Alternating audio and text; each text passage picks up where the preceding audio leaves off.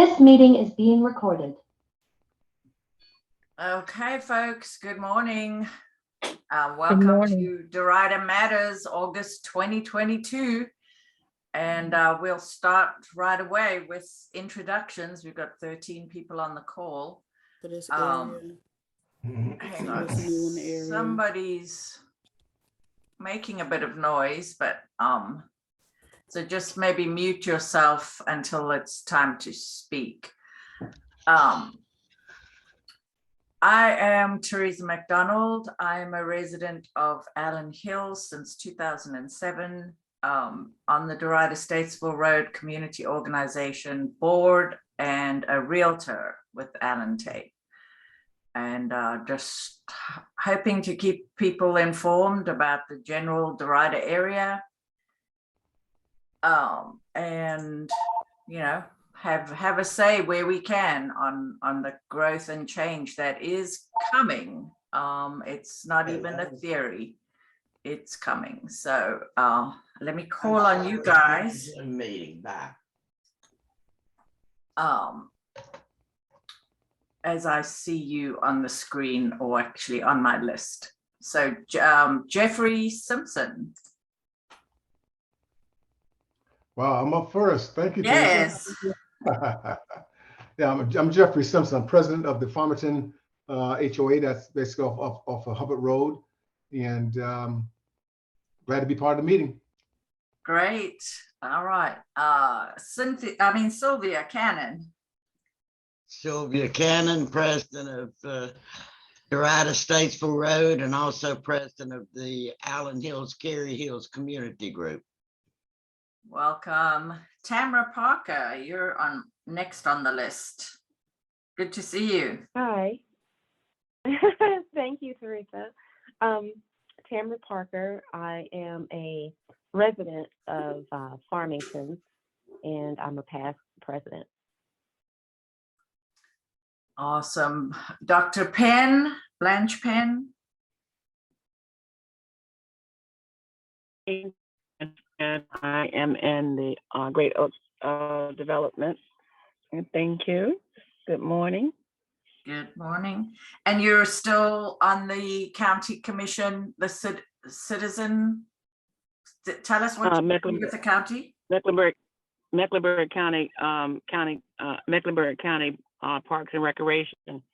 My last term was June the 30th of this year, but I'm still very active in some of the things that's going on, especially with fees and charges. So that's one of the things that we're really looking into.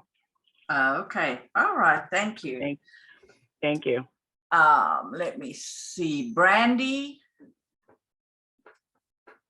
Hi, good morning. My name is Brandy Lee, and I'm with the Oak Hill Board, and I'm just visiting this morning.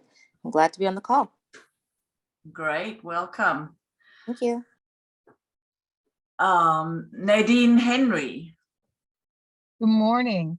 My name is Nadine Henry. I am proud to say I am now the president of the Sugar Springs Association, and I'm also an event planner. Welcome and congratulations. Thank you. David Oliver.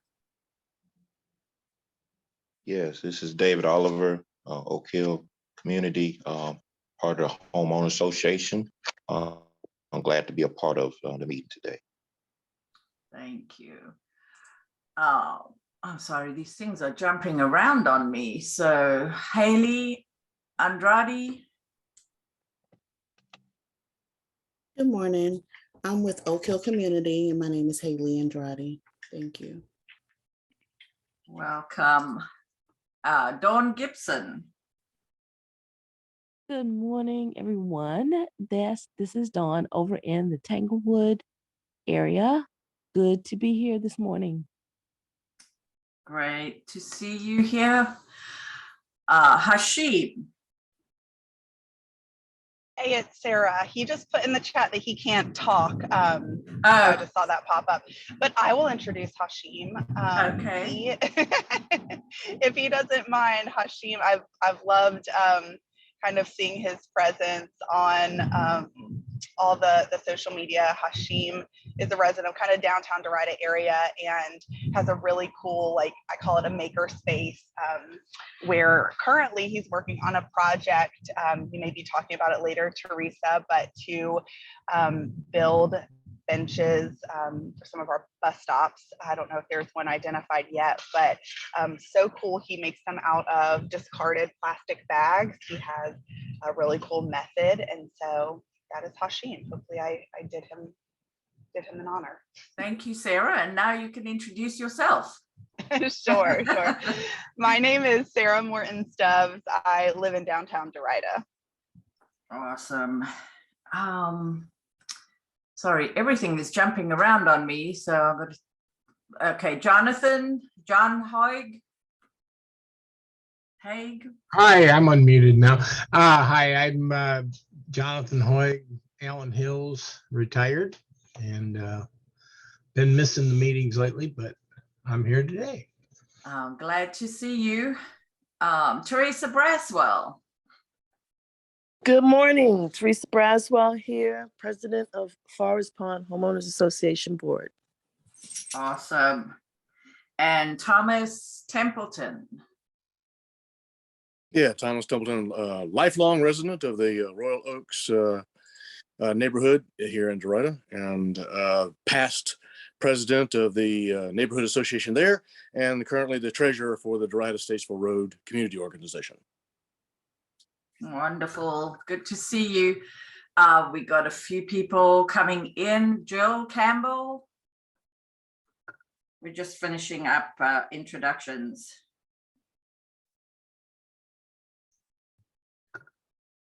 Jill Campbell.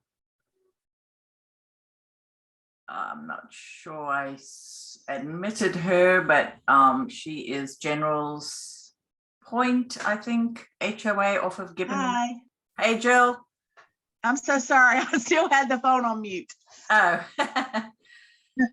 we're just finishing up introductions. Okay, I apologize for being late. Yes, I'm Jill Campbell. I'm the HOA president for General's Point off of Gibbon Road. Awesome. Thank you. And Tanya, is that Tanya Faison?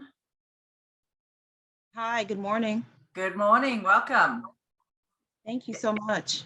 We're just finishing up introductions. So since you're this is your first time, let us know. Well, yeah, just introduce yourself and the Derita Athletics. Oh, hi, my name is Tanya Faison. I am the president of Derita Athletic Association. I've been with the association now for almost 17 years in various capacities. And I was happy to get this information about the meeting that we're having, and then just connecting with the community. You know, I've often wondered how that was done. In the past, it's been some time ago, I used to communicate with a gentleman named Bernie Sanders. And since then, I kind of lost contact after he passed away, and I just didn't know. I'm just happy to be here and happy to connect with everyone. So thank you.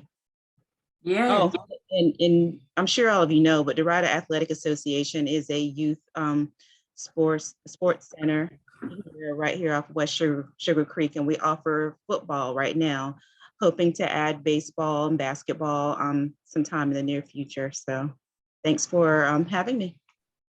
Thank you. Wonderful. All right, folks, I've got just a few updates, and then we'll have some time for general discussion and updates from your neighborhoods. Just to recap, Derita area, this is kind of what we try to cover, what I try to keep up with. East of 77, north of 85, and within the Harris Boulevard kind of boundary. Those are natural boundaries. Not all of it is truly Derita, but it's kind of the area of study or influence, and all these statistics are roughly this area. We did have some changes in city council, which I will go over the update from the election that's coming up. But this is just a general summary of what we look at here, and we try to at least follow a lot of the city planning stuff because land use falls under the city. The county does schools and parks and rec. And sorry, I'm gonna try to mute everybody if I can, but I can't immediately find that button. Sorry, chaps, I don't know where the noise is coming from. All right, let's go on to the next.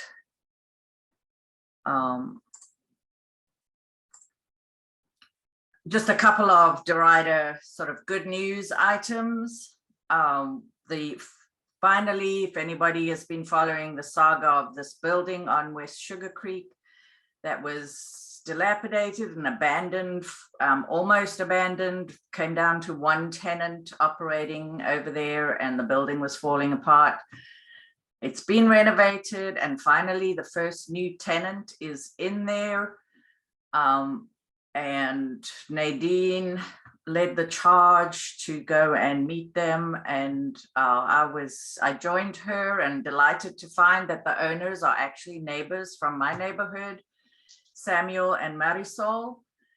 And we've been calling it a bodega. I guess it's a little store that specializes in items, groceries, and special things. They've got lots of cool stuff from Mexico, Guatemala, Honduras, and maybe other places too.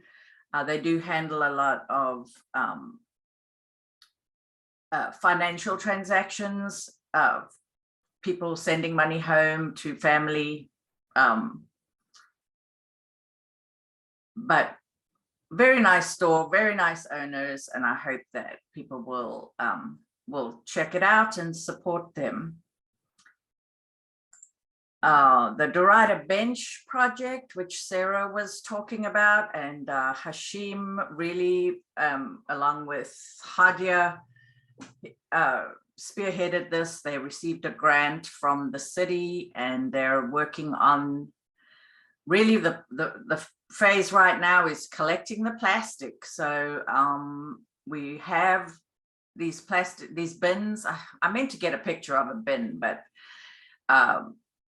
the bins also, speak about the project. They're constructed with some of the recycled plastic as well.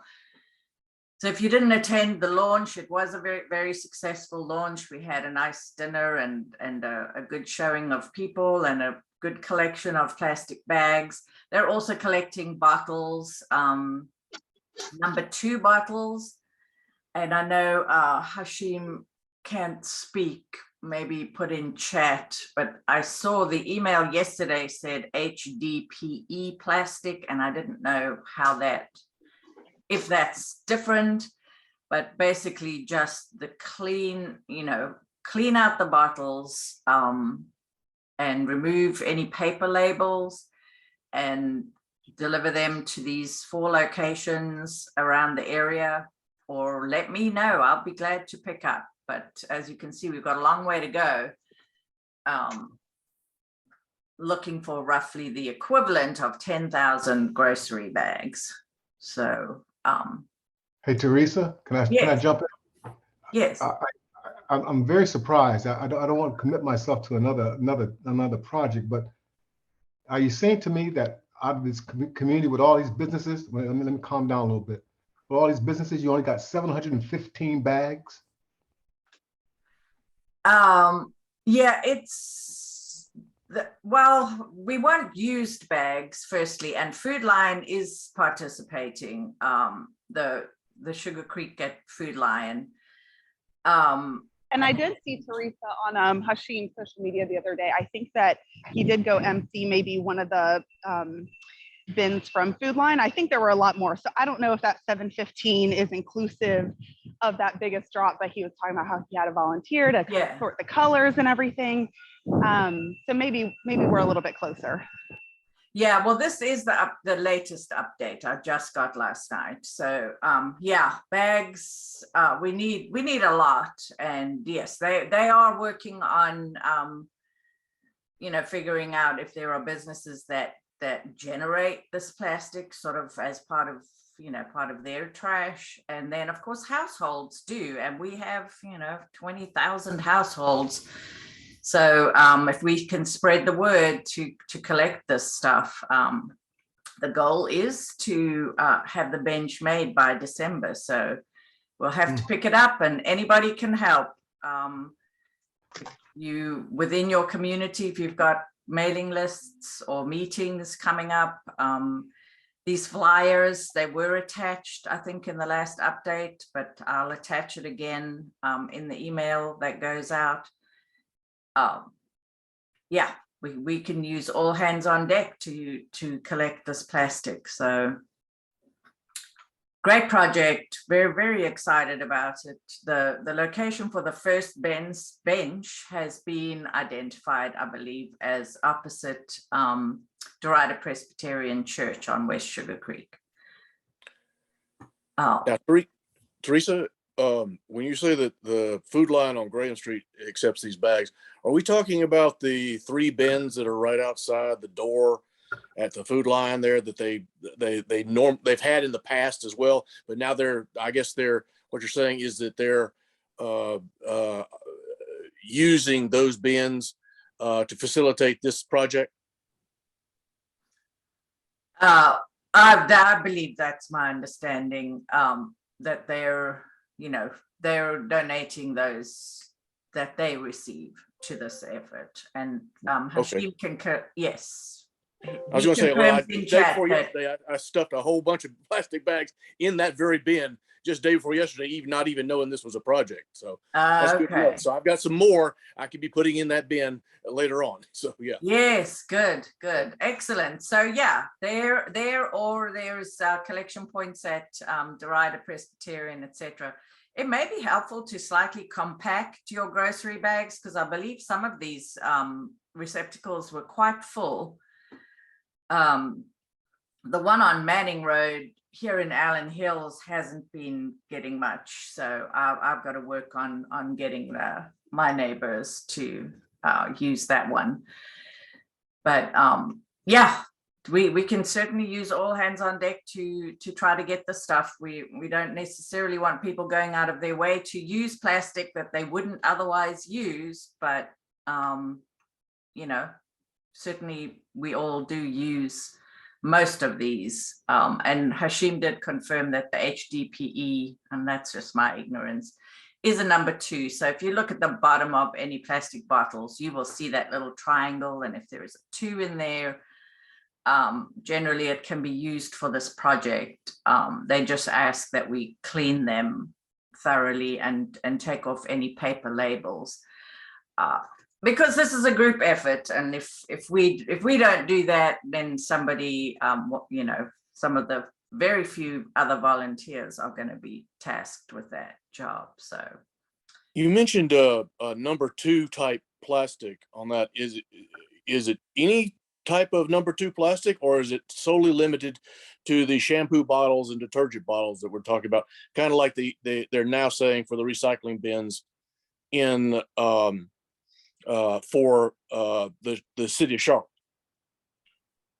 I will let Hashim answer that in the chat. Yeah, any number 2 plastic. So even milk cartons, although milk cartons, you really want to make sure you clean them up, otherwise they're going to be smelly. But even milk, you know, milk jugs are number 2 plastic. So I would think that's a fairly common bottle that people might have several a week. So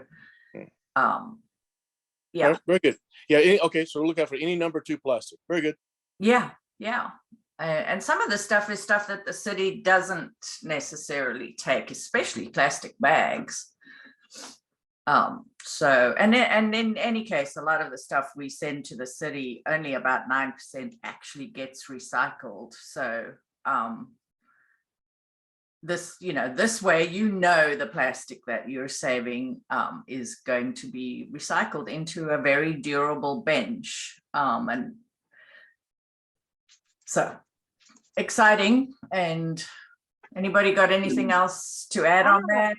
I have a question. Is there like a picture or a mock draw up of what the bench might look like? I don't know if that might catch people's attention, but when I'm sending it out on our Facebook page, our neighborhood Facebook page, I don't know, maybe that might help catch their attention. I don't know, just a thought. Yes. Okay. We'll get a picture. This up here, the logo is kind of, but there were some other pictures that Hashim came up with. Hashim is the designer, architect, product designer. Just about anything he can design and make. So we'll look for that. And yeah, if you guys have social media, Facebook pages, follow Derita News, and we'll try to add that, all of this stuff there as well. So it'll be easy to share. And then if you have email lists, we'll have the attachments in email as well.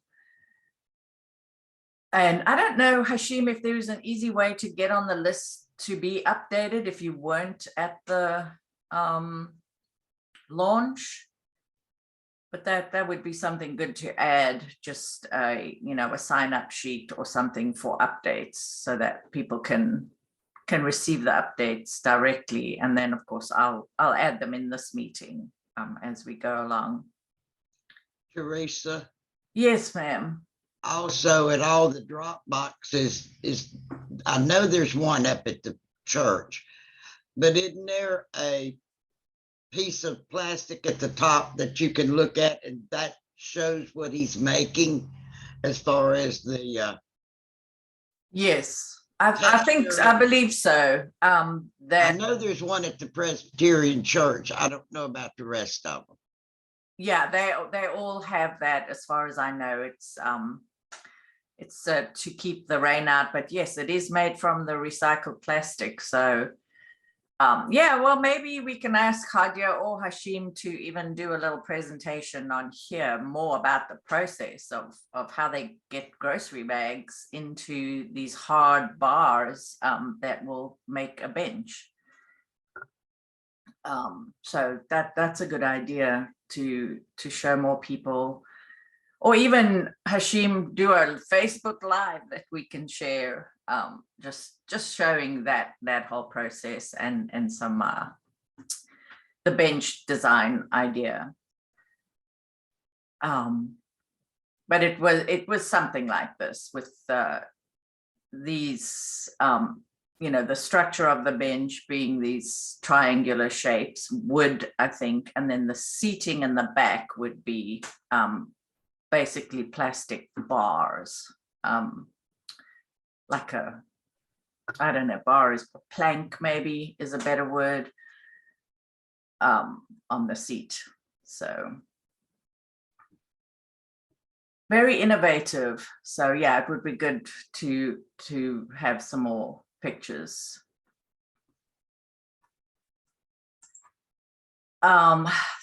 This is just a little update, community that we've been following for many years at the corner of 115 and Harris Boulevard. They've now released some of their products for sale, and this is going to be a gorgeous community. I think that is going to bring residents into Derita, and really add, a place of beauty. I know, obviously it was woods and lake before, all privately owned, and now there's a development there. It'll be something like Davis Lake, but of course more modern and to today's you know, what people are looking for today. So they've got townhomes, they've got a whole set of their cottage line is just ranch, or maybe, you know, a ranch with a bonus above the garage, and then a few you know, 2-story kind of preserved collection might have a few 2 stories in there. Anyway, I just thought I would throw that in here. So you know, we do have this coming. It's going to add about 500 homes when all is said and done, but it will be over about 7 years. So this is just the first phase. And you can see it, this new entry and all of this road work here is complete, I believe, or close. Probably not complete, because they're going to still have construction vehicles coming in and out, but you can see the entrance of Harris Boulevard across from Davis Lake.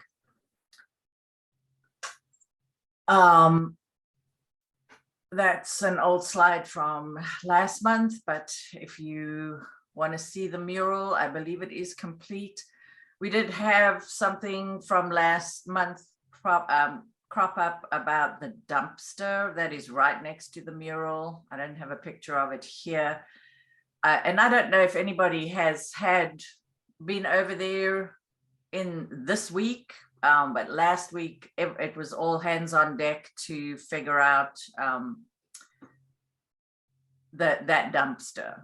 No, the 4 businesses in that strip, they had used the dumpster, but they all had different ideas about, you know, who was responsible for it. Long story short, nobody really knows. It's not the property manager, it's not one of the businesses, and so I guess nobody's paying the contract. It hasn't been emptied for a couple of months. So I believe it will be removed because most of these businesses pay for the city to pick up their trash. Anyway, we'll follow up, and if anybody actually knows, has been over there this week, it may be resolved. I don't know. I haven't had a chance to go over there, but I was over there yesterday. It's not resolved. Not okay. They are working on it. I think really what happened was the previous owner of Derita Dairy Bar probably had the contract, and they had the permission to have the dumpster over there because it's actually on the adjacent property. And somehow that fell through the cracks, and the contract hasn't been kept up, so it hasn't been emptied. So thanks to the people in this group. Mel, you were the one who you know, raised the issue, and so I know Waste Management, because I called Waste Management last week. They said they were already working on it. So I believe if there's no contract to collect it, it may be a fight about, you know, who's going to pay for it to be removed at this point, but it should get done. So keep me posted. Anybody who sees an update over there, let me know, because it does certainly detract from the new mural and of course an eating establishment. Nobody wants to buy food from a place where there's an overflowing dumpster and all the problems around that. So it's, you know, it's hurting the business possibly as well. So we're working on that. We'll follow up. Rezonings, we had a couple of new ones.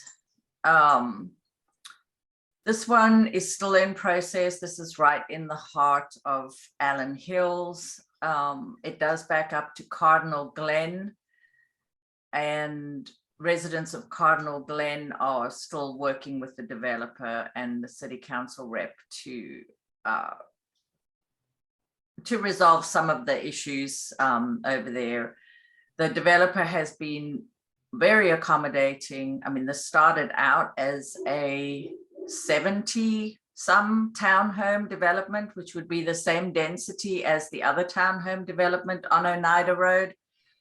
And it's down to 50 which is just a little bit higher than the density in Cardinal Glen. Cardinal Glen is 6 per acre.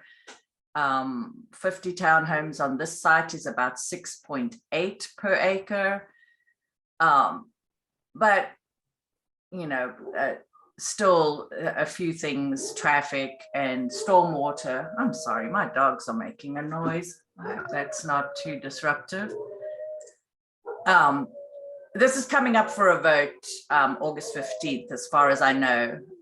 It may be delayed again just because the developer is trying to work with the Cardinal Glen residents to make, ease some of the issues that are within his control to ease.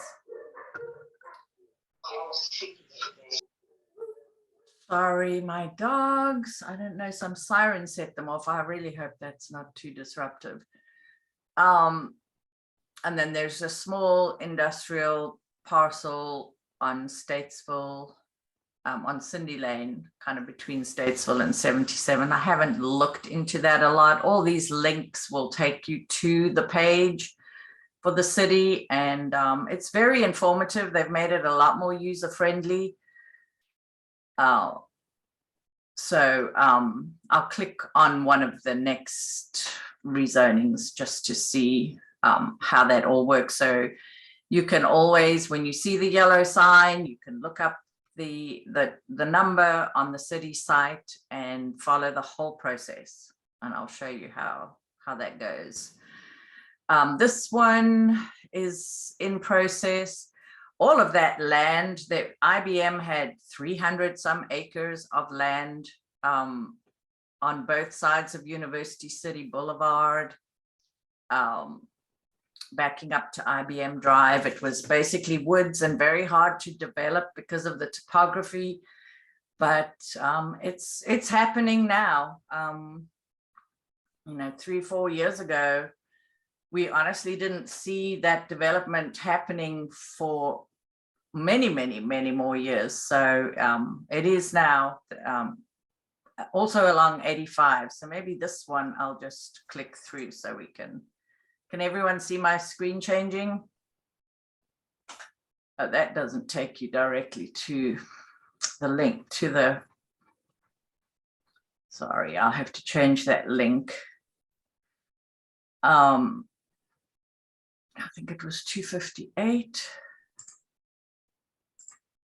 I have to change that link in the slide, but this is the city site. Every rezoning petition has a site, a website like this, a web page, and you can go to the locator map so you can see where it is, and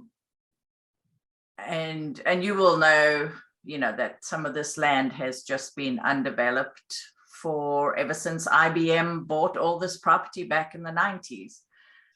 They're finally selling it off. Well, IBM is long gone, but they still owned these parcels. So this piece here is going to be developed. Also with apartments, the developers adding Greenway or land for Greenway, for the Dobie Creek Greenway. So that will be included with this development. And then this all connects to the schools where Julius Chambers High School and the elementary school and middle school up there on Neal Road. And this parcel here was a very similar parcel that was rezoned, and the building has been underway. So you can see those things starting to come out of the ground, apartments. So this one has actually been approved. It moved very quickly through the process. It's so interesting to me how quickly some of these rezonings move and how long some others take. But this one went through very quickly. I don't think they say when the application started, but the public hearing was June and the decision was July 18th. So that's pretty quick. In lots of cases, the developer has started the process with the community and with the city long before any of this comes up. So some developers, try to make sure that their plans already meet most of the goals and requirements for the city, and to get the support of surrounding neighbors. Now, there aren't really that many surrounding neighbors here because there's just schools. I don't know if some of these neighbors were involved in the process, but that's your rezoning 101, and you can review everything here. If it's blue, it means there's something attached, and I'm not 100% sure who's responsible for updating this. I think it may be the developer, but of course there's some staff reports here as well. So if you want to look at just the final staff analysis, it's an 8-page report that really the planning staff looks at, and they really summarize the details of the petition, what's already around there, what's been rezoned before, how it fits into the 2040 policy map that was just passed by City Council. Transportation is something, CDOT gets involved looking at these.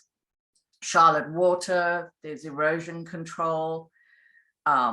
All these agencies have a look at all these rezonings, stormwater services, urban forestry, even. I mean, all these departments go over these and make sure that what's planned complies with the requirements for that, for their particular department. And then the final checklist is how it stacks up against the goals that the city has as part of their 2040 comprehensive plan. There's 10 main goals for planning and development. Any questions on that? I've got one more new rezoning that I know Sylvia and others will be interested in. Oh gosh, I don't think I added it, sorry. Oh wait, I'm missing something because these two look the same. Okay, there we go. Coming up again like a bad penny is another rezoning request for this parcel at 115 and Gibbon Road. We had one last year and they withdrew their petition. Not sure why, but here is a new petition. So this is still in the early stages.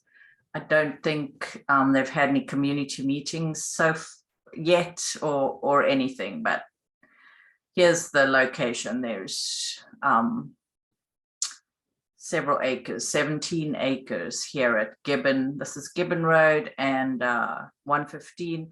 The plan does call for adding an 8-foot multi-use path and an 8-foot planting strip along Gibbon Road. So that would add that last bit of sidewalk. I think it would complete this section. And then on 115, they would be adding 12-foot multi-use path, which is what is replacing the old 6-foot sidewalk along these major roads. So the development does add that in this section. They're not going to add it along the whole road, but along their property line, the development calls for that to be added. So yeah, we can expect to get some community meeting notices. And that's the other thing. If you are in an HOA on the board, make sure that you have somebody in your association listed on the neighborhood contact list with the city, because that is where the developers get the list of people to notify about things like this. So I know Sylvia and I are both on the list and we should get notified about this. But you know, some of these neighborhoods around here, and we don't have people on this call necessarily, except for Jill. I know your neighborhood would probably be interested. But you know, there's How do I make sure I'm on that list, or where do I need to go to do that? yeah, I will try to, and maybe somebody on this call can Google it and put it in the chat, but then it's the neighborhood contact list. It's on the city site. Yeah, I don't know who's, somebody's usually my good Googler on this call that will find it. And honestly, I use Google to find stuff on the city's website all the time, because finding, you know, trying to click through their links is just crazy. But yeah, make sure that you're on there, because that's part of the issue with Cardinal Glen, is that the person who was on the city's list and on our contact list was not actually passing on any of the communications to the rest of the neighborhood. So they came along very late in the rezoning process to register their objections. Or their concerns. You know, mostly we can't stop this development in a growing city, and we are in a part of town that fits right between Uptown and University City. And we have a lot of underused or unused vacant land. It's going to be developed, and so the idea is to be at the table when the time comes, to make sure that the developers are considering the community and doing their best to alleviate any negative consequences of their development. So yeah, I'll add that. I think I found it. Okay. Yeah, it should be there, and maybe the city's website is getting a bit better, but I also have a link in this too, because if for your organizations, if you want somebody from the city to come out and directly explain anything from planning to CDOT to stormwater code enforcement, you can get on the city site and request a speaker. And that's the next thing that we're coming up to, but we'll keep an eye on this one. I'm expecting that we will get postcards notifying us of a community meeting. I know Sylvia attended before. I don't think I was able to attend any, but this is a different developer, maybe a slightly different plan. I don't know. Teresa, Yes. the reason the one before got defeated, and you have already brought it up, they did not want to do any updates on Gibbon Road until a group of us called for a traffic study.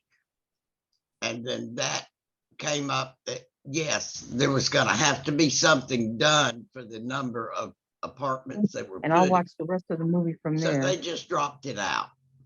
If this one is going to do something because of the backup on Gibbon Road, Yes. then the chances are we'll have a better chance of getting through. I haven't seen the plans yet, but I knew this was coming. Yeah. Yeah, it's you know, when land is for sale, we're gonna see this, and of course there's pressure to add housing all over Charlotte, so it's gonna come. So keep an eye out and make sure that you guys are all on that neighborhood contact list, so that you can get the information and get the cards in the mail to notify you about community meetings, etc. And let's see, the election update real quick.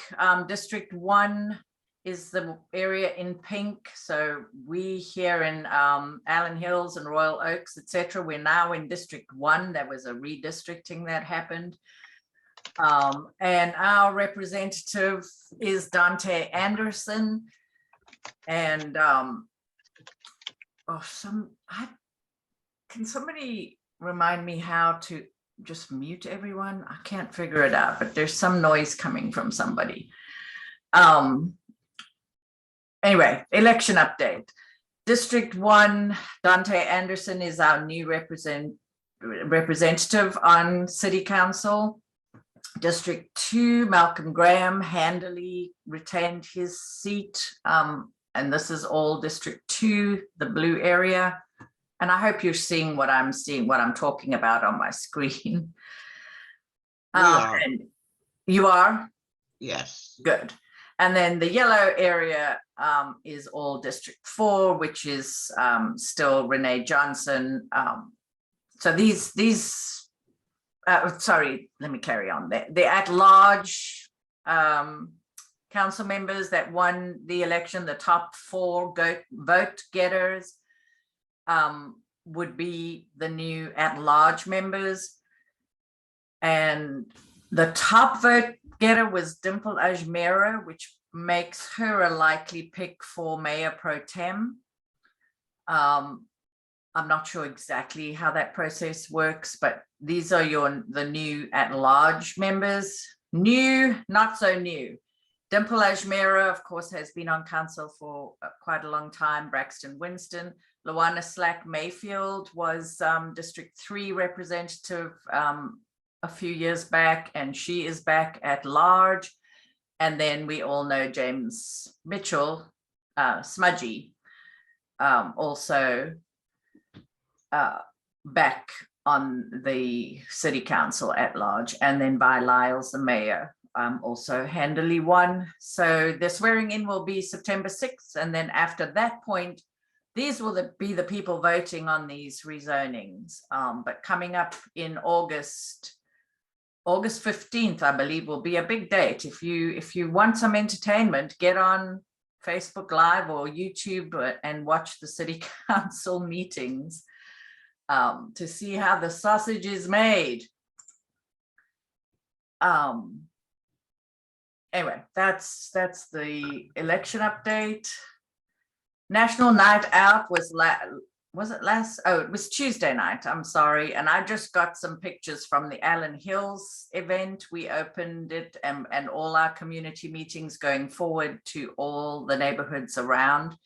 So we did have people from neighboring neighborhoods, from Cardinal Glen, from North End Commons, the new townhomes, from Tanglewood. Some of those have always been coming to our meetings, but Sylvia is the legend that has kept this organization going for how long, Sylvia? Almost 20 years? Thereabouts, yeah. Yeah. So very good relationship Sylvia has with CMPD, and we even had a visit from the Station 22 Sugar Creek Squad Fire Department, also popped in for some ice cream.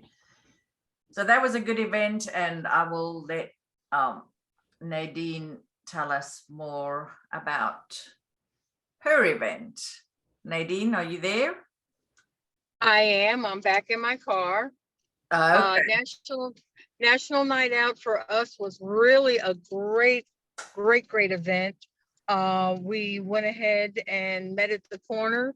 We gathered school supplies so that our students are going to go back with pencils, pens, notebooks, and the whole 9 yards. We did go ahead and take some additional funds for events in the area. And we had police, we had fire, and we even had officials from downtown. So that was wonderful. Yeah, excellent. So I'll include some of the pictures. Nadine's got a nice slew of pictures. Anybody else that's on the call do a neighborhood night out event? There were lots of big parties around town. And we would like to see more and more Derita neighborhoods participating, and generally having having meetings, but then this one annual meeting is a fun one because it really does. It's more of a social event, and it's really intended to foster good relations with the police department and other, city departments. Anybody else have an event Tuesday night? No. Okay. This is the big vote that is coming up in August 15th. The city council will be voting on to pass this new development ordinance. There's a long history of information here. I'm not going to go through it. I've talked about it a lot on these meetings, but it's basically a 5-year process of the city staff. They've had an advisory committee that has met every other week for 5 years to go over this. It's basically the zoning regulations. There's a link here. You can watch some of the meetings if you want to understand some of the discussions that went on. But really, this does represent a document that has come out of consensus by people from all walks of life. We had neighborhood representatives, we had developers, we had community organizations, planners, business people, people from all walks of life weighing in on these regulations that are going to govern the way land is developed or redeveloped. In the case of Charlotte, a lot of stuff that is now industrial will be redeveloped, as we've seen around South End. We're seeing it along the north line, the CATS, the links, light rail, etc. So lots of changes coming to Charlotte, and this attempts to actually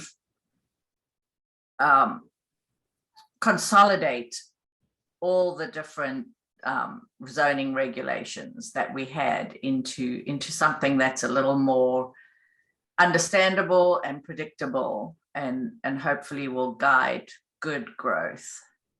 So check it out. The city council is going to be voting on it. There's a lot of misinformation out there about it. It does not abolish single family zoning. All it does is allow in single family zones that do not have HOAs, that maybe somebody could make a single family home into 2 units, 2 smaller units, or maybe they would demolish the house and put a duplex there. I mean, you'll see some of the changes in other parts of town have already been happening over the last many years. But if we don't allow more than 1 unit in some of our single family zones, we're just going to have bigger and bigger houses, single family houses that are not really, they're not going to be affordable to many people. Anyway, that's me trying to explain that, but go ahead and inform, read it all for yourselves, and we'll watch the city council vote. I think there may be enough. There may even be enough city council votes to delay taking that vote or passing that. And I, for one, would be very sad to see 5 years of very hard work and very thoughtful work just be kicked to the curb. So take a look and let your representatives know what you think on that.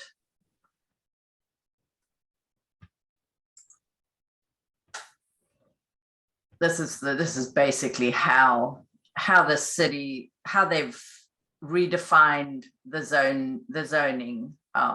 It's that they've divided the city into place types, and these are the different place types. So you've got your lowest density neighborhood 1, and that would be anything from R3, 3 homes to an acre, like we have in some of the older neighborhoods, to R6 is pretty much 6 houses per acre is the, you know, what's being built as a starter kind of thing, and then townhomes fit into that, and they're a little higher than that per acre. It's going to allow incremental change. I think it's a good thing to allow more incremental change than to have what we have right now with huge apartment buildings popping up everywhere, and townhomes and single family houses, and nothing really in between. We need a lot of that in between, which is just the smaller things that you see them scattered all around the older neighborhoods. It used to be allowed for duplexes, quadruplexes, even up to 12-unit little apartment buildings. You'll see them in Plaza Midwood, in Myers Park, in Dilworth. They were built back in the day, and they wouldn't be allowed today if not for some of these changes. Now, they're still not allowed. I think the most you can get in a single family, like an R3, is a duplex on a corner or on any lot.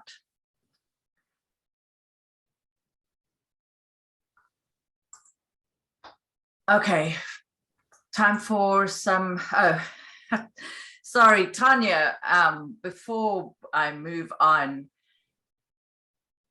there's really the impetus for connecting again with Derita Athletics Association, and a lot of people on the call will have experienced the traffic slowdowns and just cars everywhere from this event on July 24th at Derita Athletics. I have watched the video. I think it was a very exciting event, very positive,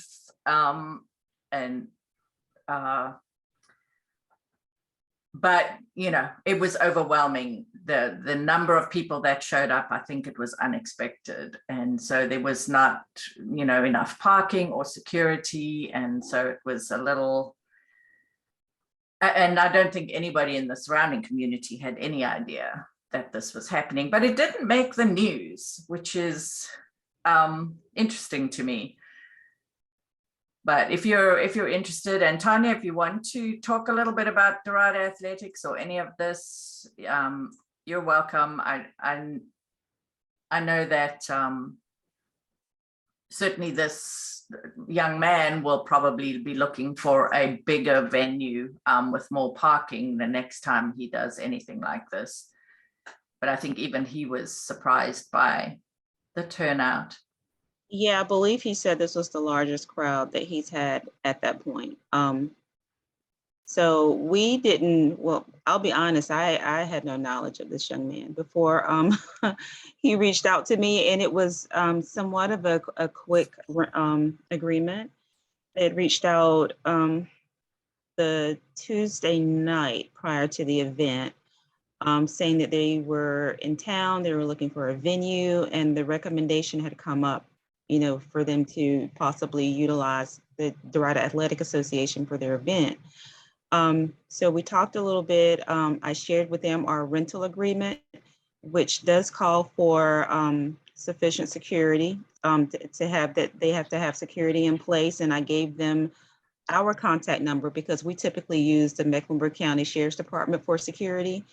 I gave them the contact information for them, as well as just to let them know that they would be, you know, they were in charge for security, parking, etc. Now, as for the parking issue, part of what happened there, because we did have available parking on our baseball field, for whatever reason, when folks pulled into the property, they pulled into the end and parked. So no one else could turn into the property. So therefore, no one that could access the actual parking that we had for them, like on the baseball field and on the side, you know, behind where the building is. So we did have additional parking, but no one could get to it. And then you can imagine with a crowd that big, finding out who the individuals were who blocked our entrances was a bit cumbersome. So we've made several, announcements, calls, and folks just really weren't willing to leave their spots in the crowd to go move their cars. And that was it just made for a very unfortunate event. But we typically don't have events of that size at our facility. We did have one with I think it was a couple years ago with the rapper DaBaby. He did a voter registration drive there. Oh, yes, I remember. Yeah, but that one went well because they followed our rules and they actually engaged the sheriff's department. And so the sheriff's department actually came and did the parking and security for them, which made the event go a lot smoother.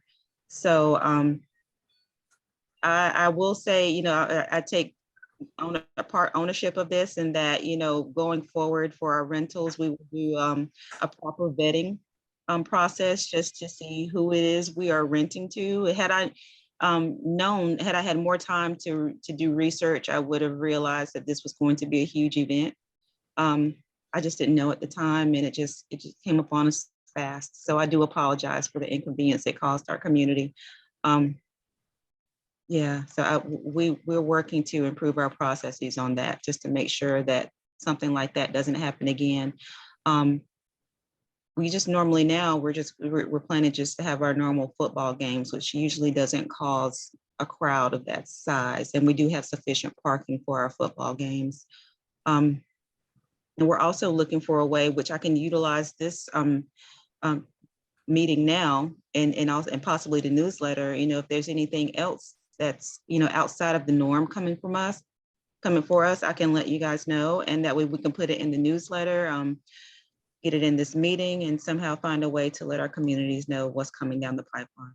So we don't foresee anything like this in the near future.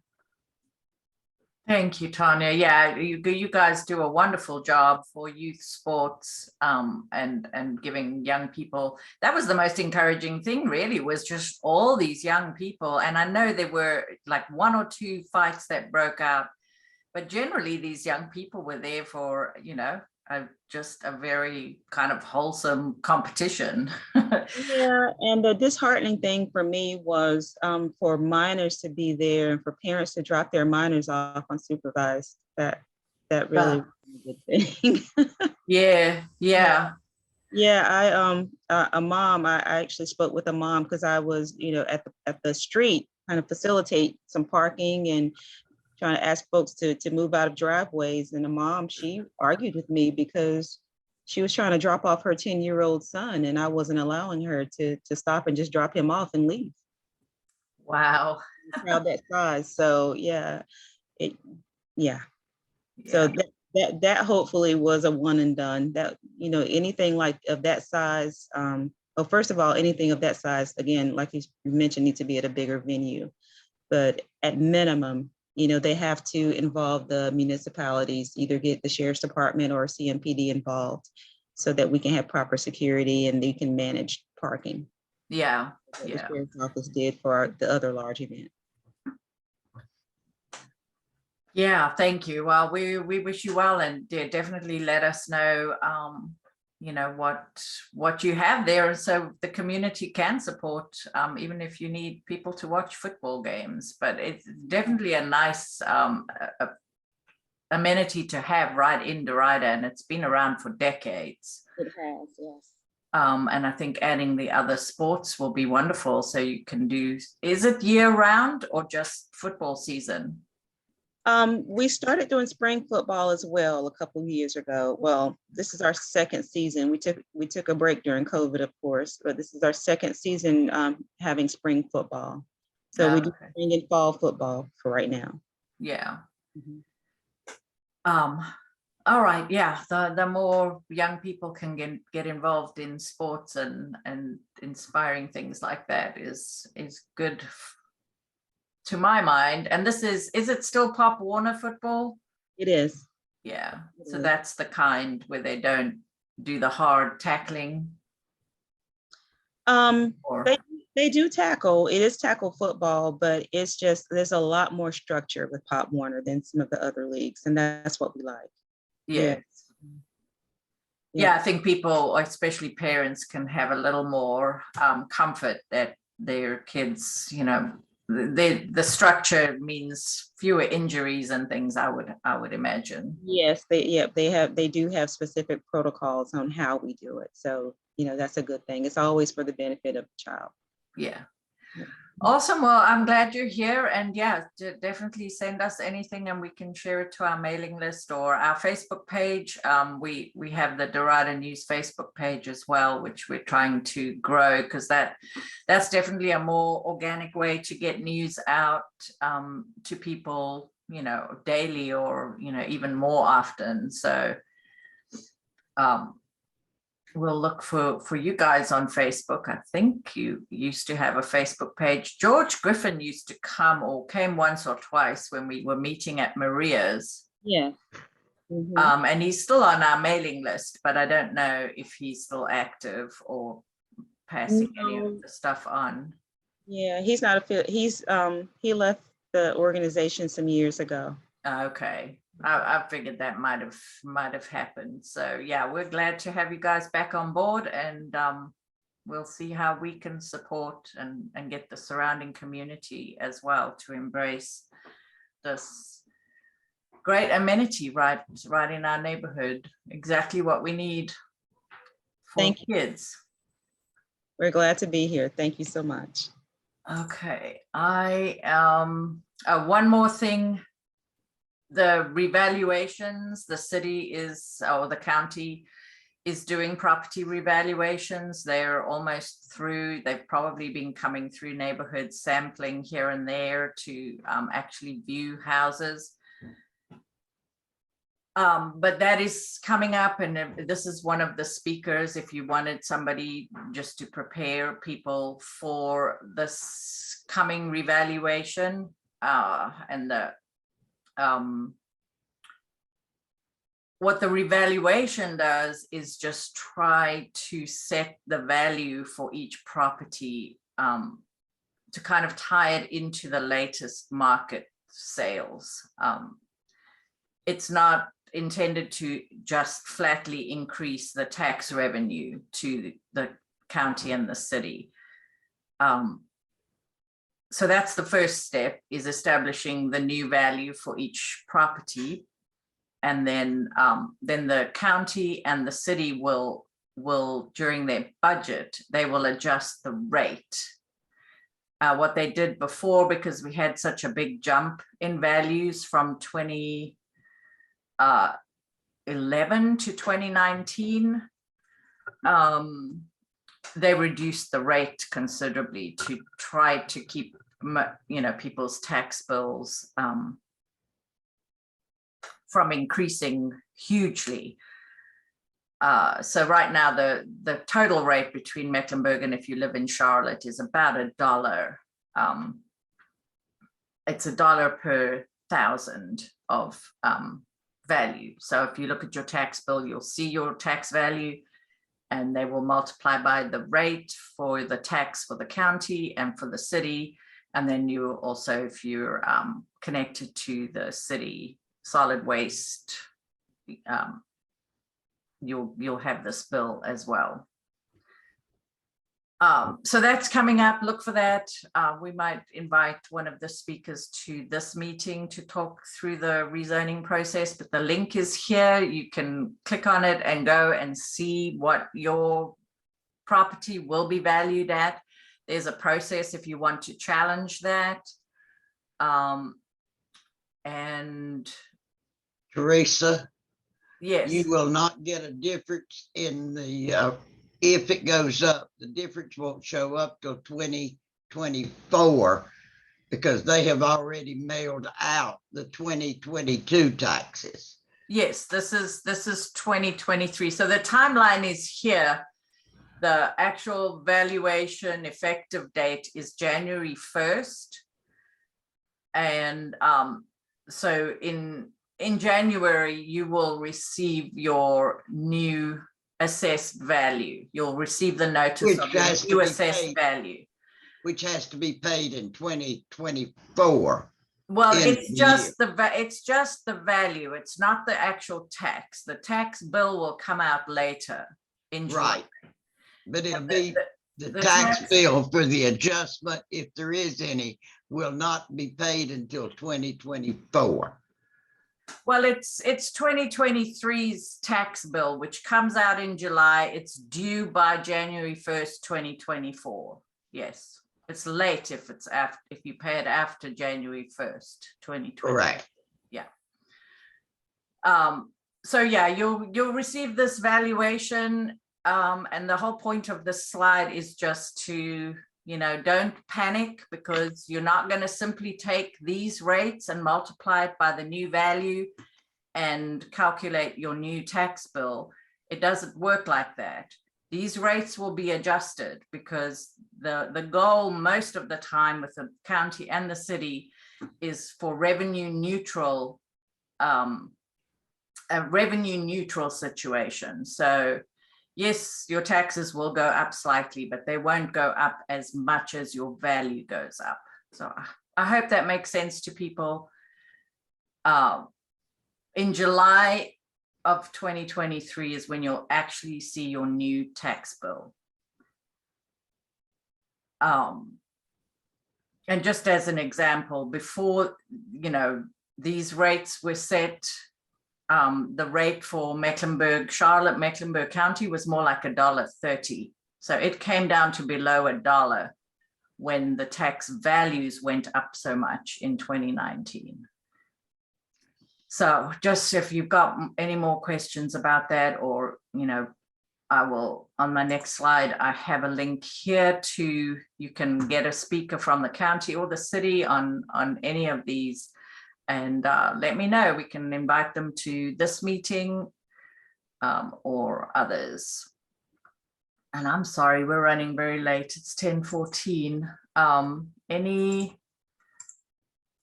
Any other updates from you guys? Neighborhood general discussion, any issues? Oh, I know Nadine has a report on the opening of the dedicated senior center. She was able to go to that yesterday. Yes, I was back again today. You noticed a little while ago, there were ladies sitting at the table with me, and they are members of the dedicated senior medical center. They want to be part of our meetings. They're going to be on every month. They want to see what they can do to help in the community. Yesterday was awesome. They had a band. They had tables out in the parking lot. They had a full catered meal. And there were so many dignitaries there just to say welcome. They actually had a ribbon cutting, from what I understand. I got there a little late for that. But I think they are a great addition to our neighborhood. Will they have sort of social things, card playing or bingo or stuff like that? Well, right now they're still setting things up. They're similar to Archwell. Okay, Archwell is on Sugar Creek and Graham. They have activities that you can go in. Every Tuesday I go in and play spades. But I think dedicated is so new. They haven't found all of their niches yet. But okay. The young lady I was sitting with today, we're going to meet again in 2 weeks, and we're going to go over what's in Derita, what she needs to know. She's new to the area, so she's like a babe in the woods.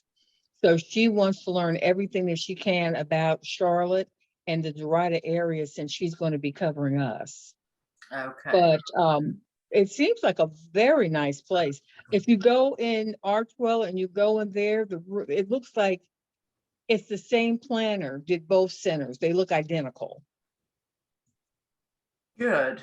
Yeah, it sounds good. And the idea is that there's a lot of stuff under one roof, doctors and various other sort of medical, yes, healthcare stuff. Dedicated takes care of people 55 and up.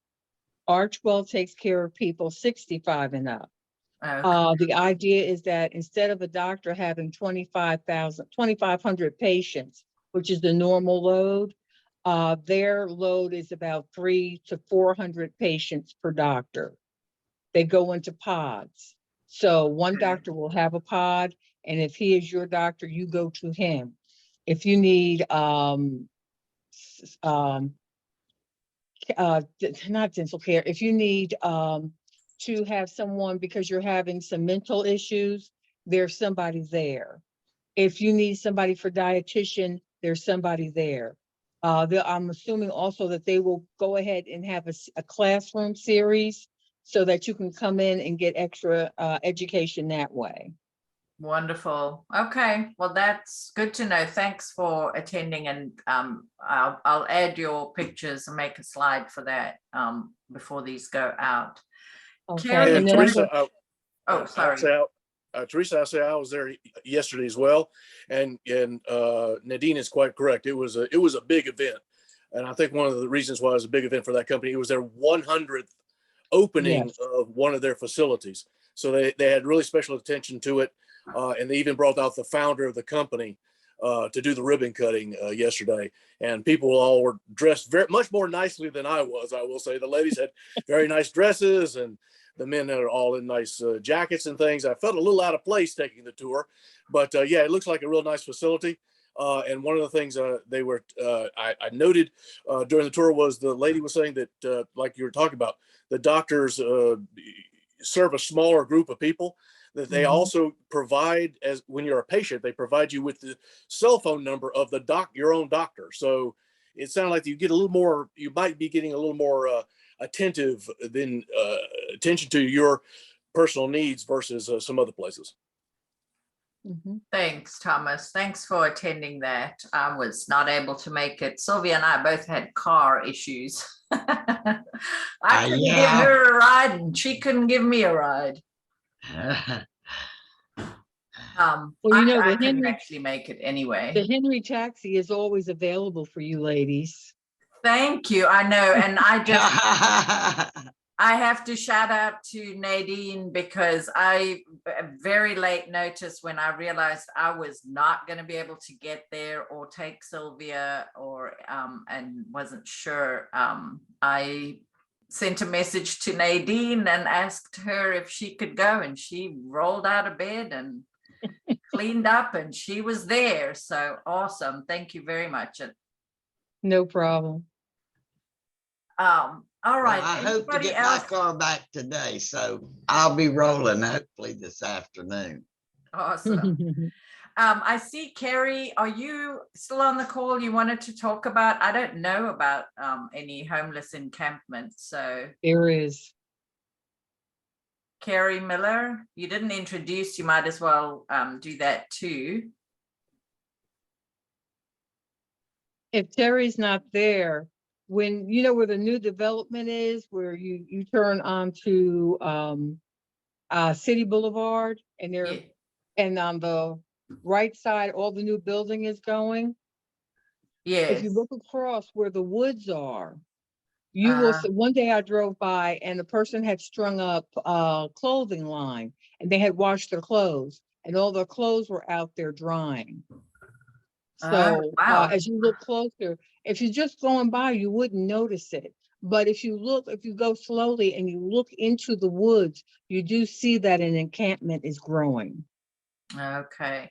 So if I understand correctly, I think this is the location of that rezoning that was approved. So that land is going to be developed here. I don't know how soon actually, but I think 311 is the best place to start to report something like that if you see it, because they will report to the relevant department. And no, they will not do anything. The landowner has to request it. If it's not the landowner, the cops do not have authority to move anybody. Okay, I was hoping they would send, social workers. I've done 4 in the last year, so I'm telling you, if they're squatting, you'll get told right quick. You got to find the landowner, and the landowner has to be the one to ask remove for the help. or ask for the people to be removed. They call 311 or 911, then the police will come and remove them. Okay, so you said the owner has to do it. It's that corner, I think it was on that zoning slide that you showed, Teresa. It's on the Yes. corner of University City and Neal. Yeah, I think from what Nadine described, that's right. All right, so we need to figure out who the owner is, which I think it's still IBM Properties, unless it's changed hands. But all right, that's the process, is to ask. Okay, well, thank you. Yeah, the property owner has to be the one to spearhead that action, because the city and the CMPD can't take action because they don't know, honestly, if the property owner gave them permission. I guess that's the reason. That is the correct answer. Yeah. Because property owner, if he or she gives permission, then they're there. Right. Well, then I would think it's still a code enforcement issue, because they must be breaking some code rules, but I don't know. I don't think you can just camp on private property in the city. I'm pretty sure that's against code. Well, that's what I'm saying, is that if he or she gives permission, then you cannot run them off. If the property owner says, no, they're not supposed to be there, then they will notify downtown or whatever, and the police can remove them. But the police cannot remove them without the owner's permission. They've got to know that they are legal or not legal. Well, I was just trying to get ahead of it before it got too big, because they have a massive tent and they've got a tarp covering it up. So you like a partition. Yeah. And it's growing. And it's by my son's school right there at the Northside Baptist. And with school about to start on the other side, that middle school and high school, is that a middle school, elementary school on the other side of there? Yeah. I just want to try to get ahead of this before it becomes like a huge encampment. Right. Okay. Well, I'll follow up with you, Carrie and Sylvia, maybe, so we can just figure out how to contact that owner and start that process. I doubt that the owner has given any kind of permission. And maybe they don't know. So that's, we can help them. It took me a month to get Sugar Creek, get the ones removed off of state property up at Sugar Creek. And we got both sides of that cleaned up, but I had to get the state involved, be able to get them to come in. And that was NCDOT property, right? That is correct. Yeah. I mean, Sylvia, I understand why it would be a problem if it's a private property like that, but when it's a state property like that, are you telling me the police can't do the contacting of the state people on their own? You had to intervene again? With the state, it has to go to Highway Patrol, because that's not Charlotte property. And they are the Charlotte police are paid by Charlotte police. Highway Patrol is state. So if it is state property, it has to be a Highway Patrol call. Yeah, but once again, though, I mean, you think as a citizen, you ought to be able to, like you were talking about before, you would think you'd be able to, if it was a state property or any kind of governmental owned property, that you'd be able to call something like a 311 and they should be able to take it from there and handle it. That you shouldn't have to, as a private citizen, go find somebody in the state and figure it out. And maybe you'll find the right person and maybe you won't, kind of thing, and take a month to do it. Yeah, once again, I agree. you had to do the intervening is what my point is on that. Well, yeah, and I had to make probably, fortunately, I had a number from one of the gentlemen that worked on the Graham Street extension. Yeah. So I called him and he got me to the right place. But had I not had that number, then, you know, I'm digging in the dirt. Oh, yeah. Yeah, understood. Yeah, I understand, but that's what I'm saying. Like, there ought to be a better system There ought to be a better within the procedure. I governmental entities agree. themselves. Exactly. Right. I to handle totally agree, but at the current standard, it is not. Because in your neighborhood, over close to where they're building, I don't know whether he's still there or not, but there's a lot, and the guy gave a homeless person permission to put a tent out there. Oh, you mean the one that's But right there it's- on the access road?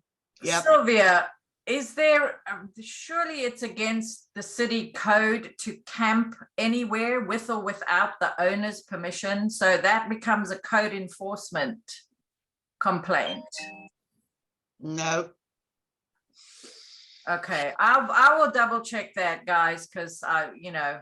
I've been told it's not. Now, I don't know. I haven't read the code, but I have been told it's the same thing as people putting stuff out on the road to have a special pickup. And people taking them, or if they're cleaning and they set stuff out and somebody takes it, you cannot get a special pickup without the owner calling, not anybody else. Okay. Unless the Well, house is we'll empty. check on that, folks, but we're about ready to wrap up. It's 10:30. I'm sorry it's gone. Oh, that's fine. We could have a big discussion over this. And Yeah, no, I I don't have know. time for So it. maybe Yeah, it could take all we'll day. get Yeah. code Yeah, it could enforcement. take all day. Yeah, we get code enforcement as well, just to help us with that. But my understanding is that if you see something that you think is not permitted by the city code, doesn't matter who the property owner is or where, you know what, you can make a report to 311 and they should take it from there. They should send a site investigator out to look at it and say, okay, this camping is illegal. Doesn't matter if you have the permission of the property owner. And then they will start to cite the property owner and make them take steps to, you know, to remove it or pay fines or, you know, whatever. It should work like that. So we'll get some clarification from code enforcement. But I can understand CMPD cannot take action without the property owner, but code enforcement can certainly enforce our city code, no matter whether people give permission for things or not. So anybody got anything else to add on this? Otherwise, I think we will wrap Teresa? up. It's 10:30. Teresa, if Yes. there are any neighborhood leaders looking for events for their communities for the rest of the year, tell them to give me a call. We've got a Carowinds Day set up where I can get the reduced price tickets. There's a pumpkin patch that's opening up in October, and we're doing movie night. We can show you how to do movie night. So just give me a call if you're looking for ideas. Wonderful. Thank you, Nadine. Yes, Nadine has definitely got and understood the assignment. And of course, she's an event planner extraordinaire. So a very good resource for neighborhoods. If you're just starting or want to start up again. That's a lot of people are facing just starting up again after the pandemic kind of put a lot of in-person gatherings on hold for a few years. So Nadine, I will put your email and telephone number in the slides, and hopefully people will reach out. Thank you. And I think that's everything, unless somebody's got anything else to add for the good of the cause. It is the point. I got another phone. That's why I'm trying to phone. All right, folks.